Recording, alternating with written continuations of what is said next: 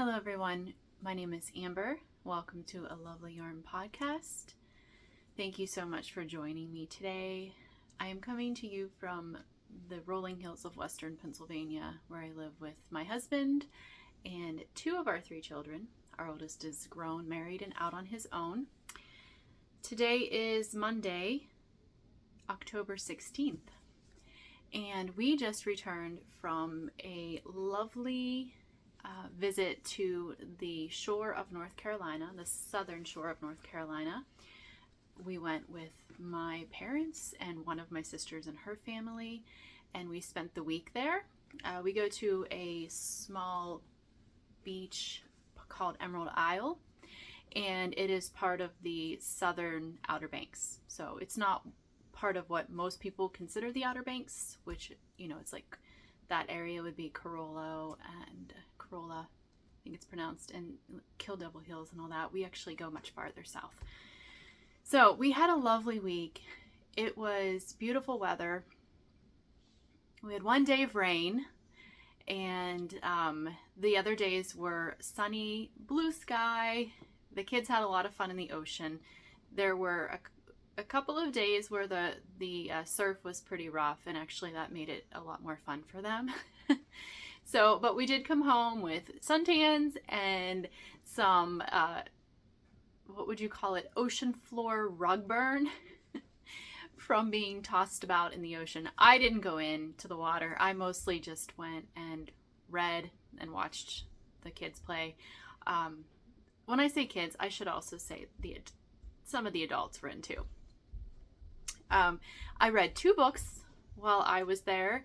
I have talked about this before on my Instagram account, which you can find linked down below. You can find my social media platforms down below if you care to follow me on Instagram, or I also have my email down there and my Ko-Fi account. But when we go on vacation, I really enjoy perusing the bookshelves of the vacation homes that we stay in, because most homes that you go to have at least several books that they offer for you to read while you're there. And it's kind of become just a little tradition of mine to do that. So I found a book by Toni Morrison called Sully, which I read. It was very good, and I read that probably in 3 days. And then I had taken Chocolat, and I can't remember the Joanne something or other. I can't remember the author's last name. Anyway, that was a book that I had picked up at a thrift store, and I had taken that with me, and I think there has been a movie made based upon that book, but I read those 2 books while we were there, so that was nice. And then we listened to a book on the way down, and then again on the way back. So 4 books done for me, which was awesome. And I was able, so I have a Goodreads account, and every year I keep track of the books I read every year, which is really nice. It's nice for me to have that organizational system.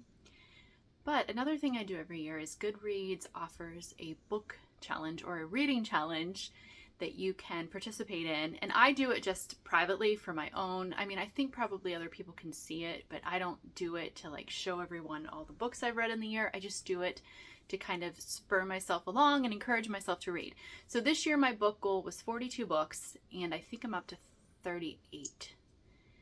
Yes, I believe 38 now, after adding those 4 books from vacation. And I have a couple of other books that I'm going to be getting to the end of, so that's also exciting. I am the type of person who reads probably anywhere from 3 to 5 books at a time, and I know that seems crazy, and how do I keep track of that in my head? I don't know. I just am able to. I read mostly fiction books now. I know this isn't a podcast about books. This is a knitting podcast, but I just wanted to tell you guys about that. If you're a reader, if you enjoy reading, I love the Goodreads app, and then you can become friends with other people, and then you can see what they're reading, and you can get suggestions for books.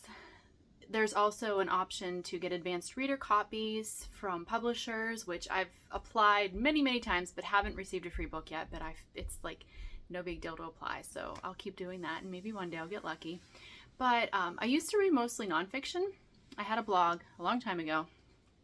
And part of what I did on that blog, besides just like it was mostly a lifestyle blog, but I also did some book reviews on it, and I read a lot of nonfiction Christian books.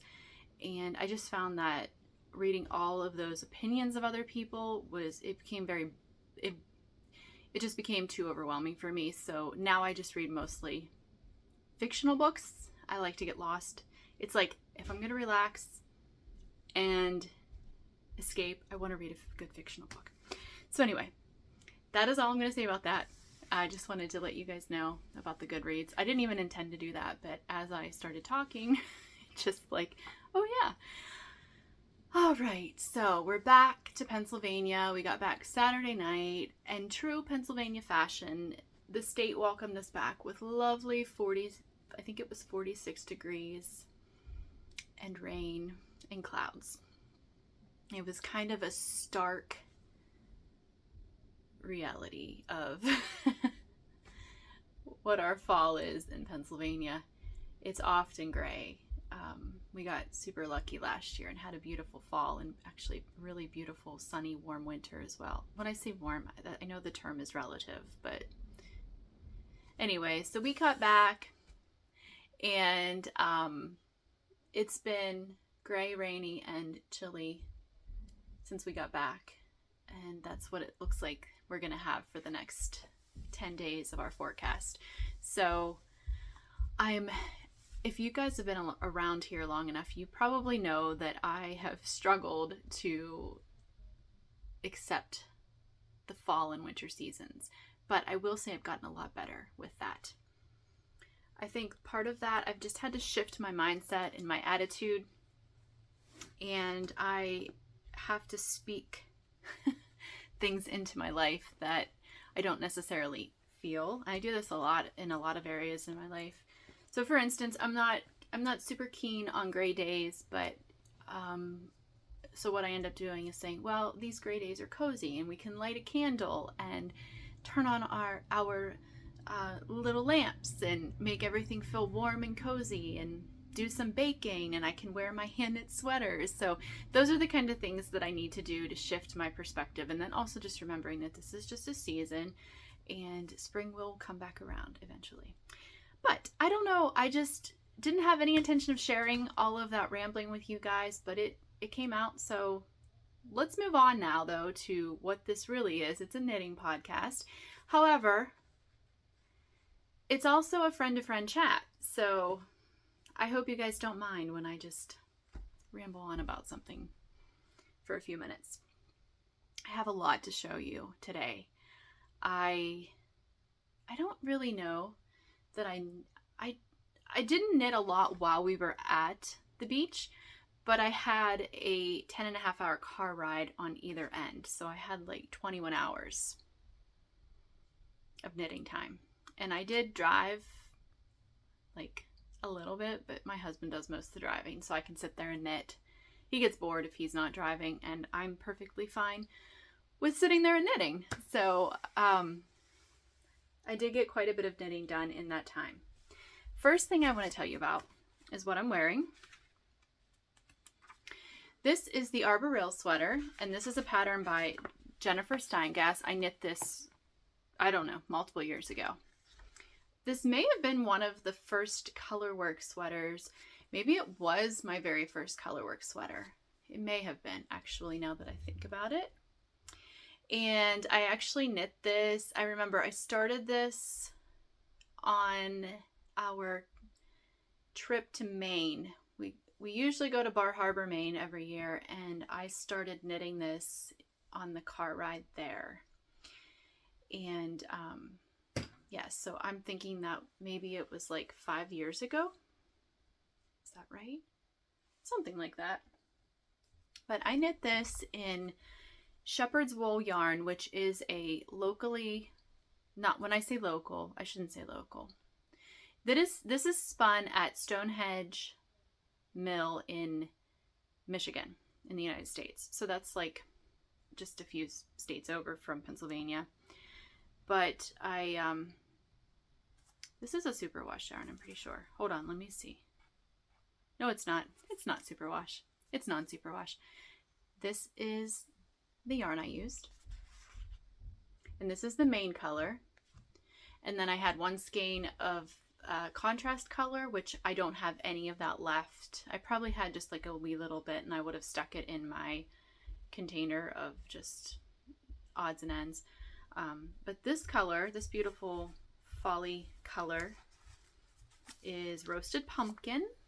And I was just looking at this morning. I don't know, can you tell that it's heathered? There's a little bit of heathering in this, so it's really beautiful. And I was looking at this when I was pulling all my stuff to film my podcast episode, and I thought, I should knit a cute little pumpkin. I've knitted pumpkins. In fact, one of my podcast episodes last year, I talked and probably showed some little pumpkin trio sets that I had made and sold just to people locally. And then I also had kept some for myself. But I thought this would be make a really pretty pumpkin. And the name of the yarn is Roasted Pumpkin, so that's just perfect, right? But this yarn is a worsted yarn. It has 250 yards per 100 grams. I don't know. I'll look and see if I actually have this project on Ravelry. I don't use Ravelry really anymore as far as a way of documenting my projects. I use it for other things. But back then I may have documented this on Ravelry. I don't know how many yards, how many skeins I used. I know I did just use one of the contrast, but I don't know how many of the main body. I'm going to put a little side video in so that you can see the sweater in its entirety. But it is just like I-cord, I think. It feels like an I-cord. It's like an I-cord neckline. And yeah, I will say this is a bit pilly, but it's not too bad. I mean, I've had this sweater for a long time, and I don't wear this a ton other than in the autumn because it is the perfect autumn sweater. This yarn is extremely soft, so I'm not surprised that it does pill a bit. It's like no scratchiness at all. None. Not a single bit of it. It's very soft, in my opinion. And I would definitely knit more sweaters with this yarn because it is so soft. It feels like a nice, soft, cozy, woolly hug. And for me, the pilling doesn't bother me. I mean, it's mostly like right here. I have quite a bit of pilling. But, you know, you can just clean that up using one of those little depillers. And it's nice and warm and cozy. So at the time when I bought this skein was $13.50 a skein, and I had bought this at the Pittsburgh Knit and Crochet Festival. I'm assuming the price has probably gone up a bit, but I felt like that was a really reasonably priced yarn for 250 yards of worsted weight. And I probably used 3 skeins of this main color. If I just based it upon other sweaters that I've knit with the same weight of yarn, I probably used about three for the whole sweater. And I did knit this one a bit longer, which you would have seen that in the little film that I put in. Okay, so let's move on to my finished objects. I only have one finished objects. I have multiple whips, and I have 2 projects that I'm planning on casting on soon, and I have the yarn for. I actually bought the yarn while we were on vacation. But I did finish, this was my project that I worked on and finished on our way. And it is my nice bright red Sophie scarf. This is knit in Ruby and Rose's yarn, her soft rose base, in the color Canna. And I think in the pattern there is a 2 sizes that you can knit, and I'm pretty certain I've knit multiple scarves and also a shawl from the pattern, and this is by Petite Knit, by the way. So in the pattern, she gives you 2 sizes, and you basically knit in increases, and then you get to the middle, and then you start decreasing. But what I have done in every single one that I have knit is I've done a panel across the middle without any increases or decreases, because I wanted to have that length, like that section of equal width along, just because of how I wanted to wear it. So this is how I put this on and wear it. Let me get my braid out. And yeah, I would just tie it here. Got my earring stuck. Maybe put it off to the side a bit.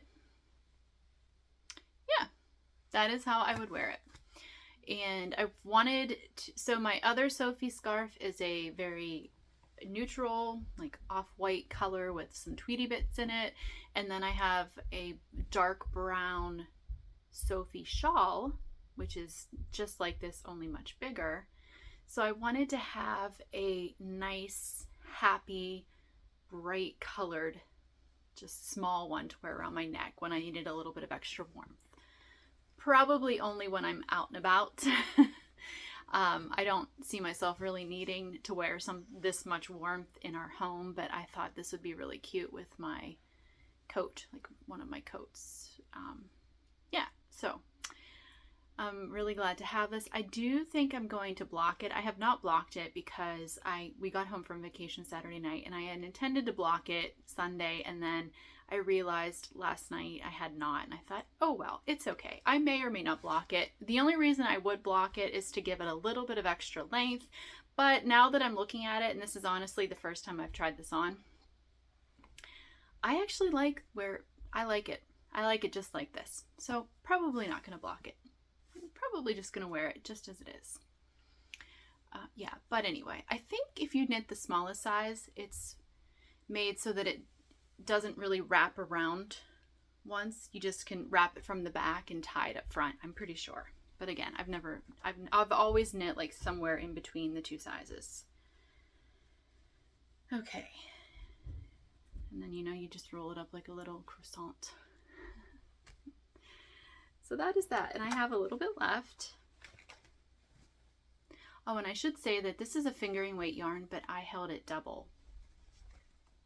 And I knit it on size US 4 needles. So fingering weight held double on US 4. Oh, I guess I have more than I thought. I have 2 of those little balls. So I'll probably use this to stripe some socks. Yeah. Or if I knit a fingering weight hat, maybe put a stripe in that. I don't know. We'll see. It's going to go in my stash of little tiny leftovers. Okay, so now that was my only finished object, but like I said, I have multiple whips. So I'm going to, the first one I want to share with you are my socks. What did I call these? Oh, wrong bag. Wrong bag. This is the bag. Cute little fall bag. Who made this? I bought this years ago. Whimsy Stitches. Whimsy Stitches Designs. Very cute little fox bag. Nice pocket inside. I like to have a pocket inside my knitting bags because then I can throw like my little notions and stuff in there. Okay, so these socks are ones that I shared with you last week. But I'm calling them my vintage autumn socks, and they are knit in Patons Kroy mid-century stripes. And I have one finished. I love it. Oh yes, okay. These socks with this sweater and a pair of jeans would make a perfect fall outfit. So what I did is I knit these. Oh, and here I have the second one over here. So I just turned the heel, and I need to pick up stitches on either side of the heel flap, and then I will start working on the foot. So I'm knitting these on size 2, size US 2, circular Chalgu. And then I use, so they're like the little red lace 9-inch circs, and then I use, I like Chalgu needles. They're my favorite. but then I use the double pointed to close up the toe and such. But everything else is done with the circular needle. I don't have a lot to say. I will say that when I knit, and I said this before, but in case there's anyone new here, when I knit sport, this is like, I feel like this yarn is sport weight. It's listed as a fingering, but it's definitely thicker than a typical fingering weight yarn. I think it's more of a sport weight. So I always knit it on size 2 needles, which normally when I knit my fingering weight yarn socks, I knit them on size 0, US 0. So US 2, and what is that in millimeters? Gosh, I don't know. I'm horrible with that. I'm horrible with translating that. 2.75 millimeters is what the size 2 is.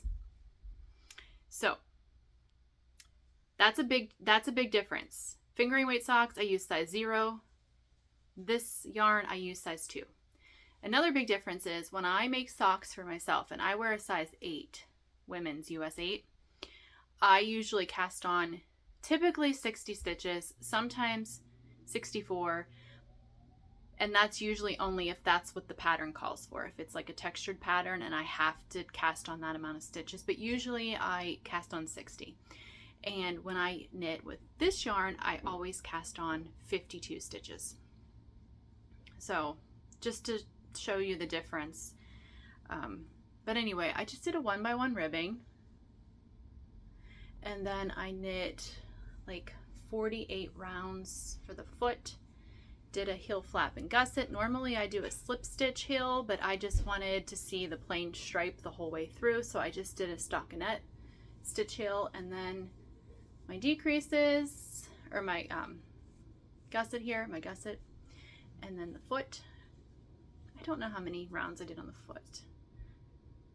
And then I just graphed the end together at the toe. So that is how I make these socks.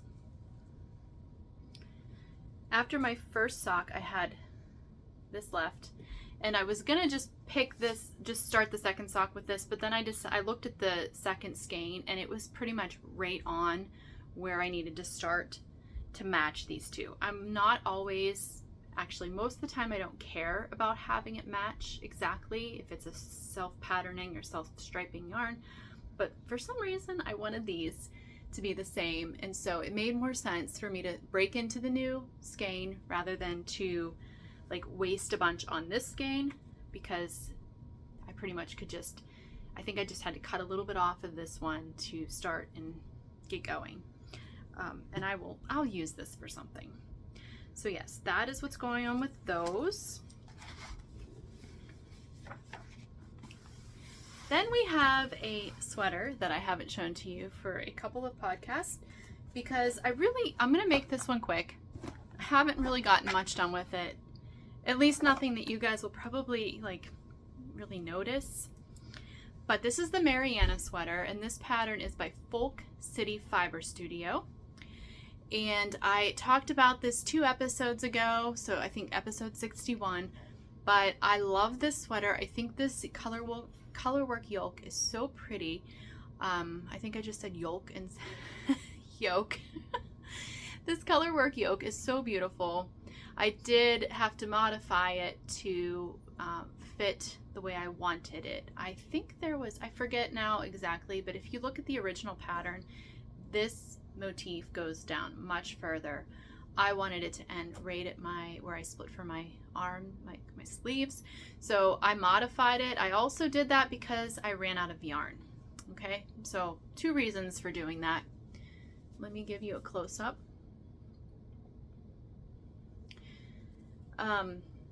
This is knit in Cloudborn Highland Worsted in the gray heather, so that's the main color. Pretty sure this yarn is discontinued. So, had it in my stash for a long time, so I don't think you can get this anymore. The color work is done with Barrett Wool Co Woolens in this really beautiful orange color. Is called Old Fashioned, but I did hold this double with a silk mohair that was kind of like a gold yellow orangey color, which is, see, you can see that there's a halo there. I was just trying to use what I had in my stash, and I had leftovers of the Barrett Wool Co, as well as that silk mohair that was just left over from something else I had made. So yeah, I was just using what I had for this. And then I'm using a size 6, US 6 for the body and 3 for the ribbing. And you can see I don't really have that much more done. I've just worked on the body a bit, and it's in stockinette. And I did try this on last night because I wanted to see how long I want to make it. And I was trying to decide if I want to make it a more cropped or a longer. And I think I'm actually going to make it almost the length this sweater is. I feel like that's going to be good for this sweater. So I like cropped sweaters because I can wear them over shirts and over dresses, but I also like to have a few longer sweaters that I can just throw over a pair of jeans and not have to worry about putting like a shirt on underneath it. I'm not a cropped sweater with nothing underneath it kind of girl. So I just don't feel comfortable in that. So I think I'm going to knit this one a bit longer, and then I'll do the sleeves. And it's not, at this point, it's like in the boring knitting part. So I'm having, like, this yoke was so fun because I love color work. So I'm always so inspired and motivated to keep going because you just see the beautiful motif appear. And then you get past that and you get into the body, and it's just rounds and rounds of stockinette, which is good for certain times. But for some reason, I personally myself have a problem with it. I just find it a little boring and cumbersome. So, so then I have to put on my attitude of, Amber, you really want this garment, so you just need to persevere and you need to get through the stockinette. So that's where I am right now. That's where I am. Okay. Now, the next two projects you have not seen at all because I just recently started them. Actually, I started both of them while we were at the beach or traveling home. Okay, so I talked about this first one, and it is Gloam by Caitlin Hunter. I will put a picture in here so you can see it in its beautiful entirety. And I saw this sweater, I think just, I was doing a Ravelry search. I don't even know what I was searching for, maybe cardigans or something. Anyway, it's very oversized, very flowy looking, and I thought, oh, that's really beautiful. I want to knit myself one because I am kind of, so I've talked about this before, but I'm running more warm internally, temperature wise. So I'm finding it harder to wear like pullovers, woolly pullovers throughout the day in my house because I oftentimes get too warm. So as much as I prefer to knit pullovers, I am finding it more practical to knit cardigans because I think that I'm probably going to be more likely to wear them at my present stage of life. So I liked the idea of this one because it was more, I'm looking at it as a layering piece. So it's a cardigan, it's oversized, and it doesn't have sleeves that go the whole way down. So I feel like this will be perfect over a long sleeve t-shirt. And I think that will give me a really nice amount of warmth without being too stifling, if you know what I mean. So I had shared with you guys that I had purchased for this pattern. So I had looked through the projects for this on this pattern page, and I had found a couple of knitters had knit it in Juniper Moon Farms Patagonia yarn, which is a DK weight yarn, and this pattern is a DK weight pattern. And I thought, oh, I had used Juniper Moon Farms in the past, but never this particular base. So it looked very interesting to me and like something I would enjoy working with. So I went ahead and bought 3 skeins. You can see I've been working on it, right? So this is the colorway Acorn. And it is like a golden light brown, deeper than what you guys are seeing, at least what I'm seeing on my camera screen. It's a bit deeper than that. It's called Acorn, did I say that? And wow, perfect fall themed sweater, okay? Like I'm just loving going with the fall themes here. My socks, my gloam. So what I did on vacation, I knitted on this one while we got, so I literally start this while we were there. I did not work on this in the car. Yet no, I started it in the car because I finished my Sophie scarf and then I started this. But I didn't get very far. Yeah, I'll show you here. This is, so this little stitch marker here, which in case you're interested, let me give you a close up. This is a stitch marker, a beautiful stitch marker by Holland Hoof Farm Store. I have bought multiple things from them, including the yarn for my yellow hat that I just posted a picture of on Instagram yesterday. I love their stuff. They sell not only their own hand-dyed yarn from, I'm pretty sure from their own sheep, but they also sell ceramics, pottery, wooden buttons, ceramic buttons. That's where I bought my ceramic buttons for my Felix cardigan from them. And then I've purchased 2 stitch markers from them. And I'm all about the simplicity and beauty of these little clay markers. So from cast on edge to here is what I worked on in the car. And that's like the short row shaping. And then everything else I did while we were at the beach. So looking at this now, that's a fair amount of knitting. I mean, this is knit, it's DK weight yarn and it's knit on size 4 needles. And I'm pretty sure is that what is called for? I think that's the size needle that's called for in the pattern, and I did get gauge with the recommended needle size. So when I talked about this last, I said that I was going to knit the size 1 because the size 1 I think was a finished bust measurement of 43 inches. Well, I decided to go with size 2 after reading through some of the project pages. So basically, and I'm glad I did, because basically what's going to happen here, this is the back, of course, because this is a cardigan, but this is going to go across my back and down my arms like a drop shoulder type thing, and then the sleeves are added on later. So I'm glad I went with the size 2 rather than the size 1. Give you a close-up of that. I'm almost done with the chart. I think I have, where did I put my, interesting. My pattern's up there. Well, I'm not gonna get it, but I think I have like 4 or 5 rows left of the chart. Now, funny thing with the chart, I was having a heck of a time with that chart when I first started. And here's why.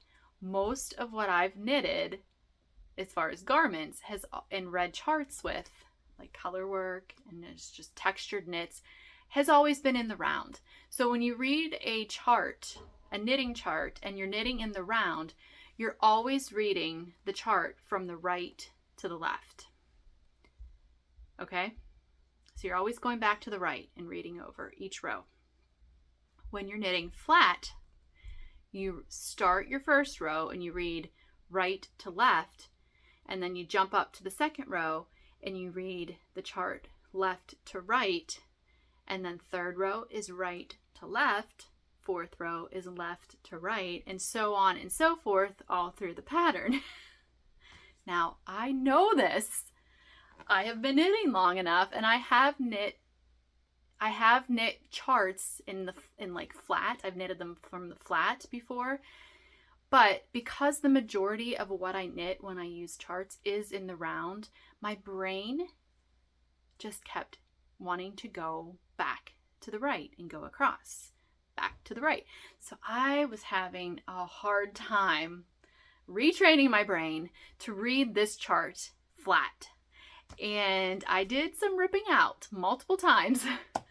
I think probably by the time I got halfway through the chart, I was pretty much good.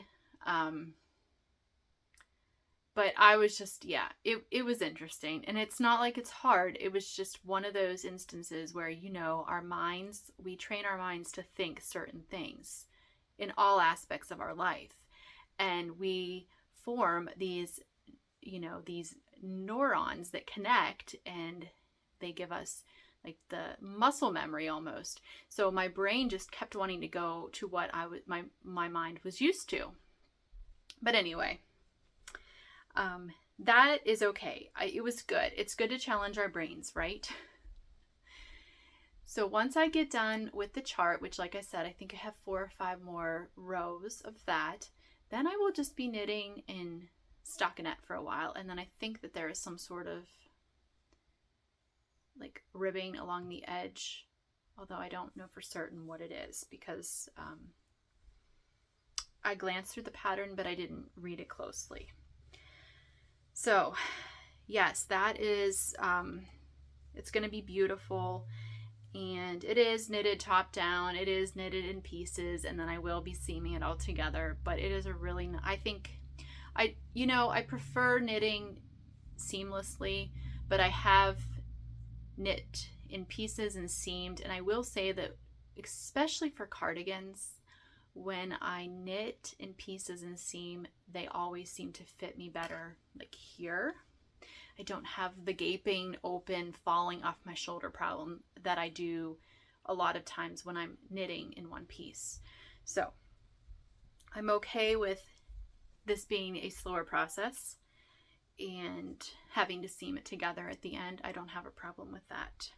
Right, and then the last project that I'm going to share with you guys was completely unexpected. So while I was in Emerald Isle, there is a cute little town called Swansboro, and it is about a 15-minute drive from where we were staying on the Isle. So I knew, like, I was looking forward to going to Swansboro to visit the Salty Sheep Yarn Shop. I think that's the name of it. Salty Sheep Yarn Shop. Yeah.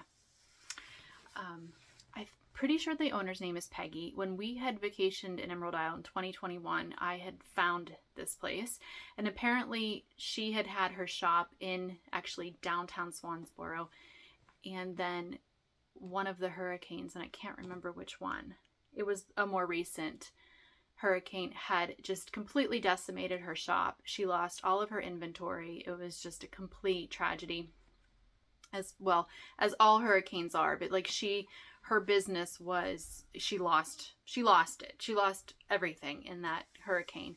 And so afterwards she relocated to a different shop that's not right in town. It's a little bit past Swansboro, and it's not, yeah, it's just the cutest, it's the cutest yarn shop. And I wanted to take footage in there, but I just, I've been podcasting since 2018. So you would think that I would not, and I do Vlogmas, so you would think I would not feel weird or self-conscious, but I just felt a little bit weird and self-conscious. Plus I went there twice, and both times there were multiple people in there knitting and hanging out and just talking, and I just did not want to interfere with that. So I did not film any footage from inside the yarn shop, but if you're ever in the area, it is well worth the visit. Peggy is so super sweet. I also met I met multiple people. It was like we just started talking, and it's just was so weird. It was like I had known them for a while, and we, anyway, while I was there, a young woman came in and she was buying yarn. And another woman who was there said, "Oh, I knit that Roadrunner that you had recommended." And so then I was interested, and we started talking. And the Roadrunner is a cowl that is knit with one skein of Malabrigo Rios yarn, which I've used Malabrigo Rios multiple times in the past. It's a very nice, soft yarn, and it's also, I think, reasonably priced. So I bought a skein of, I was talking to these women. I thought this would be perfect for a Christmas gift for someone. So I bought the Jupiter colorway, which is this colorway here. And it's wound in a ball rather than a cake, because I actually wound this up on my way home in the car. Let me tell you what a pain that was. I don't know what was up with this yarn skein. you know how just every now and then you get a skein of yarn that is all tangled and crazy and you have a hard time winding it into a cake or a ball? Well, this was one of those, and it was a little stressful because I was in my car in the front seat with my knees kind of up, and I had it wrapped around my knees, and I was trying to unwind it, and everything was all twisted, and I was like, okay, don't freak out, just stay calm, you can untangle this, you have all the time in the world today to get this, you don't have to be in a rush. Like, it was so tangled. I don't know why it was so tangled, but anyway, here's a picture of the Roadrunner. It is a cow. Like I said, uses one skein of the Malabrigo Rios. It's knitted on size 9 needles. And let me show you what I have done so far. It's kind of wrinkly because I did all of this in the car on the way home. And it has like this scalloped edge along the side. So this is going to lay, these two ends are going to connect. So it's knit back and forth flat, and then you seam them together.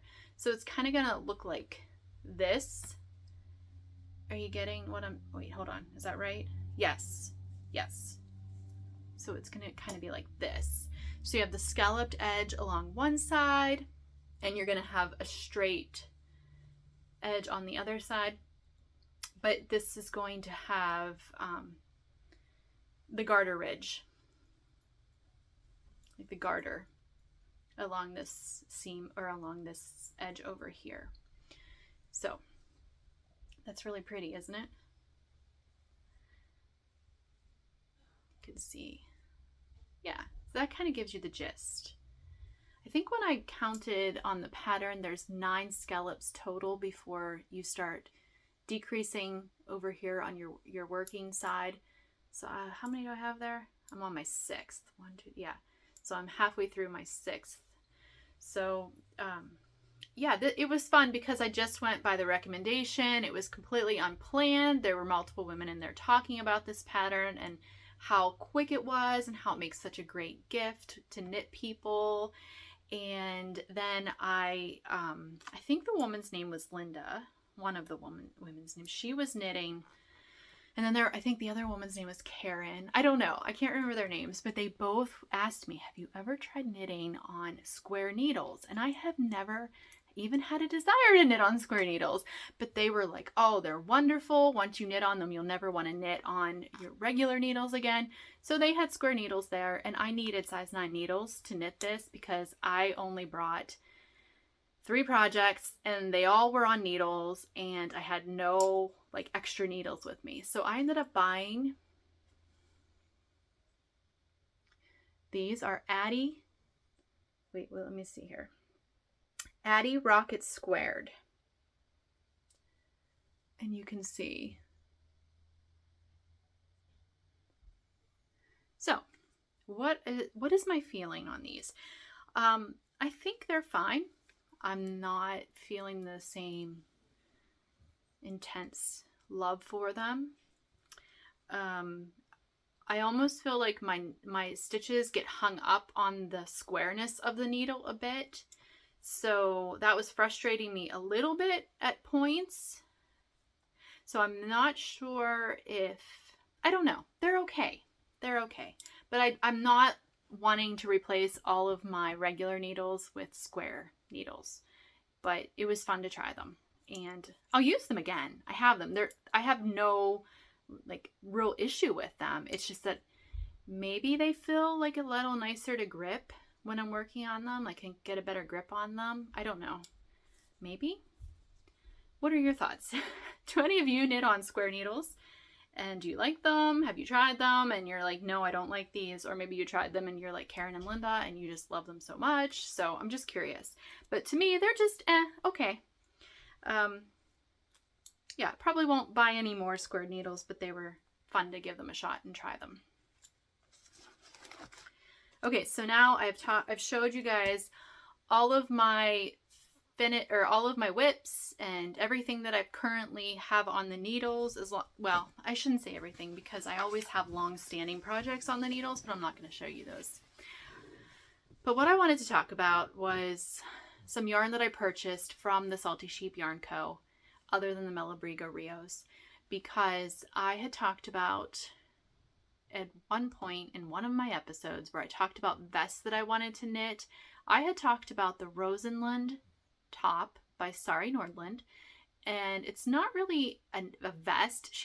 I think she wrote the pattern, she wrote it more as a summer shirt or a summer sleeveless top, but I really loved the look of the cabling and the lace on the front. And then I had, again, while looking through the project pages for that pattern, I found this pattern, or this picture, and I'm going to make sure I include the Ravelry username for the woman who knit this. And this inspired me to knit this. And I said, I want to knit this top and I want to wear it as a vest. I don't think I would wear this top as just a top because it is see-through with the lace.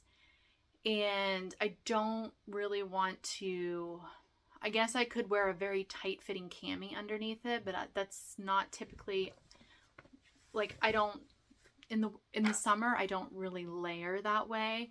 So I thought this would be more practical for me to knit as a vest and wear it over long sleeve button-down shirts or over a dress. And so when I went to the Salty Sheep Yarn Co., I remembered that last time I was there, she had carried a lot. She had a whole big section of Cloudborn Woolens yarn in various bases. And I remember that because I looked at all of it very longingly because I found it to be such beautiful yarn. All the different bases. I just loved them. I didn't buy any, but I thought, oh, I'd like to try this yarn someday. So that particular project that I just put up there was actually knit in Cloudborn Woolens Scout base in the natural colorway. So I thought if they still have that yarn at the Salty Sheep Yarn Company or shop, I'm going to buy that and I'm going to knit the Rosenlund top. And sure enough, they had it. So this is considered a DK weight. I think it's a pretty plump DK. It's 275 yards and 100 grams, and this is the natural colorway. So that project, that user, when I read her project notes, she said that she only had 2 skeins, so she knit it to the length that she knit it to because she used up her 2 skeins and then she didn't have any more. So I have 2 skeins. Oops. I have 2 skeins and I actually like the length. I might choose to do it a little bit longer, and I'm going to tell you how. I will probably have the ability to do that here in a minute, but when I knit something to wear over something else, I like it a little cropped because I like it to hit on my natural waistline right above my hips. Okay, I'm very short torsoed.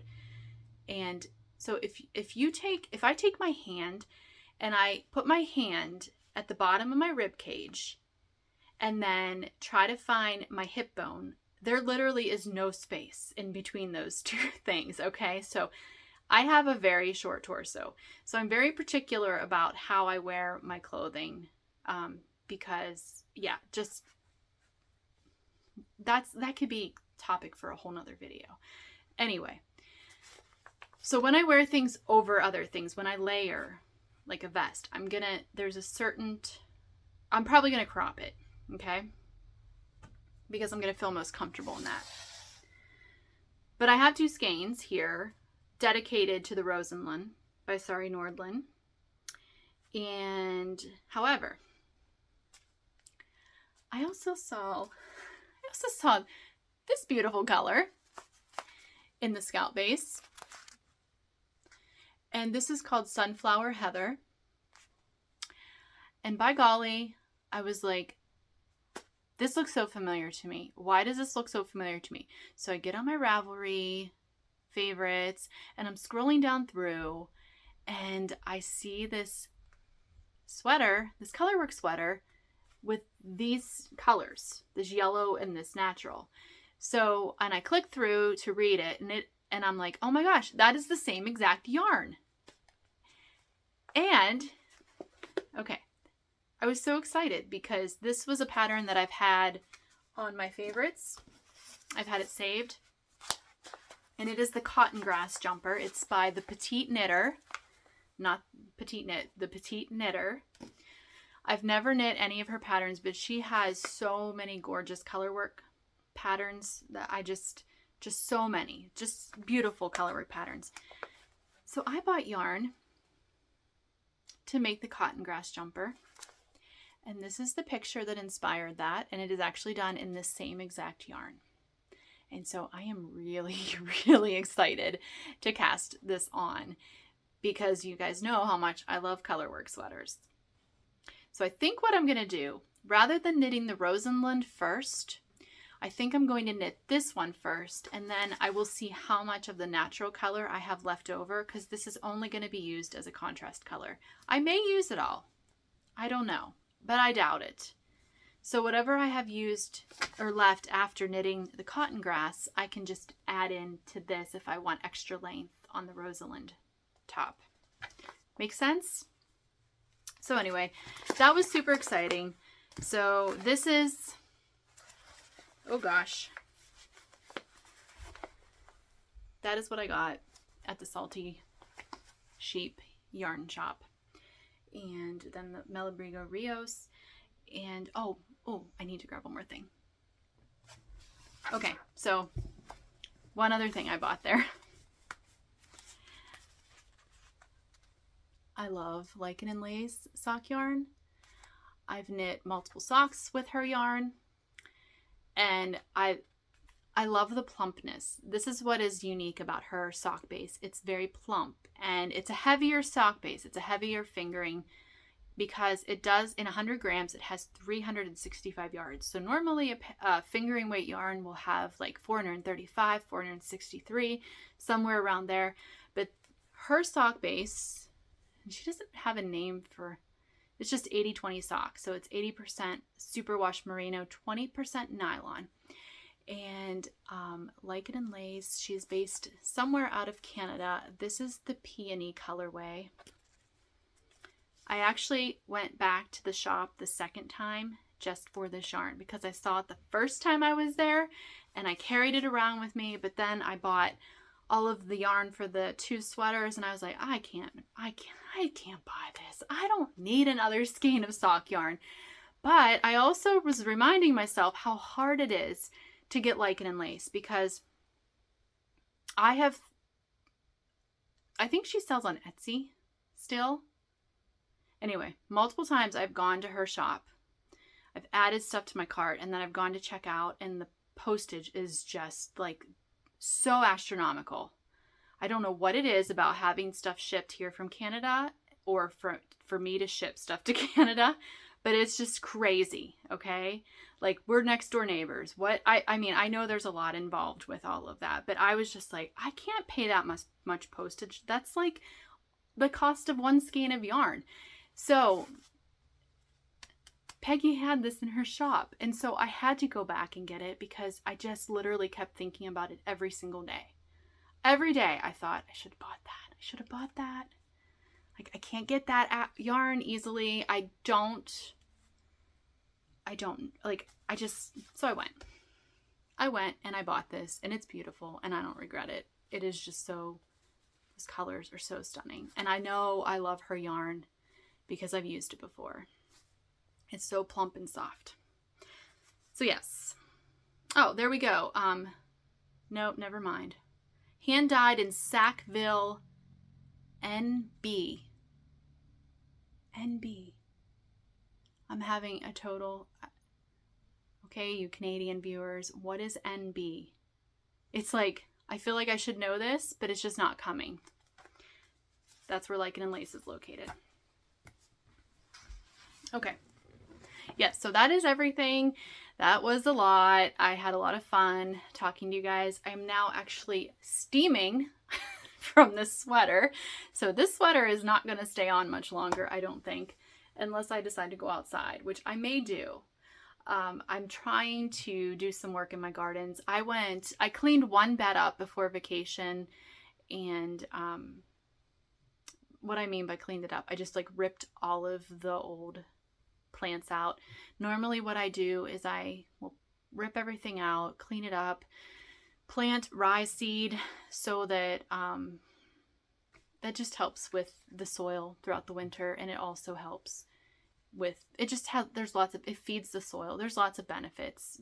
This isn't a gardening or podcast, but that's what I normally do. However, my garden this year is still producing. So we got home and I went out Saturday night and I was looking at my garden and I'm like, oh my gosh, there's so many tomatoes, so many peppers, so many flowers. Like, I can't rip this stuff out. Yesterday I was going to go out and clean it all up and get all the beds taken care of. And I went out and I'm like, I can't do it. I cannot rip out stuff that is still producing. So I decided to go with a different winter prep this year that I had kind of like on the back of my mind to try. And that's what I'm going to go with. But it's still too beautiful out there. There's still too much going on for me to rip out those plants. And for me to plant ryegrass now, yeah, it's probably not going to be warm enough or sunny enough for it to germinate and actually do what it needs to do. So anyway, yes, that is all. That's okay. It's okay. As the older I get, the more I just learn to go with the flow of things, which is actually quite nice. It's a good way to look at things. I still have things I'm still uptight about certain things, but I can say that I feel like for the most part, I've really mellowed out, and I've just learned that it's beneficial to just kind of go with the flow of life, because, you know, there's so many things that you can't control. Anyway. Yes. Thank you guys so much for joining me. I'm happy that I was able to get on here today. This was kind of like a last minute thing. I didn't think that I would be able to, because I figured I'd be buried in laundry from vacation, but my wonderful husband started laundry yesterday without, like, he just went down and started, and he did a bunch of laundry. So when I went down there this morning to the laundry room, I was like, where'd the mountain of laundry go? He had gotten a bunch of it done, which meant I had a little bit of extra time today to go ahead and film, which is good because I had a lot on my mind and I was feeling in the mood to do it, which the coffee this morning probably helped. It is still early in the morning. I don't normally film this early, but I'm glad I was able to do it, and I hope you guys enjoyed the episode. If you did, consider giving it a thumbs up, and if you have not already subscribed, I would love for you to do that as well. And let me know what you all have been up to, what you're working on. I love when you guys give me suggestions on patterns. I think it's so much fun to, like, last episode I asked for pattern suggestions for 2 skeins, a 2-tone, 2-skein fingering weight shawl.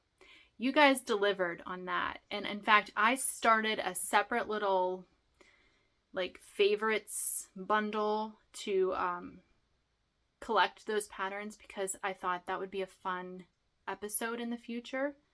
Because if I'm looking for 2-tone shawls, like 2 different colored shawls to use 2 skeins of yarn, probably other people are too. And you guys had so many great suggestions, so many suggestions. So I love when you all tell me what you're working on and what patterns are just making you happy, and ones that you've really enjoyed or you've knit multiple times because it's such a good pattern. So I always enjoy reading that, and it's literally like so exciting. It's like a treasure hunt to take your suggestions and then go look them up on Ravelry and see what they look like. So thank you for that. Anyway, that is all until next time, whenever next time will be. I'm not sure, maybe next week, maybe in 2 weeks. I don't know. I'm just kind of going with it, and when I feel like I have enough to talk about so that I don't bore any of you. But thank you guys all so much for watching, for your kind words, your encouragement that you always leave me in the comments, for your financial support through Ko-Fi, and just for being here and listening to me. Take care, have a wonderful day, and I will talk to you next time. Bye.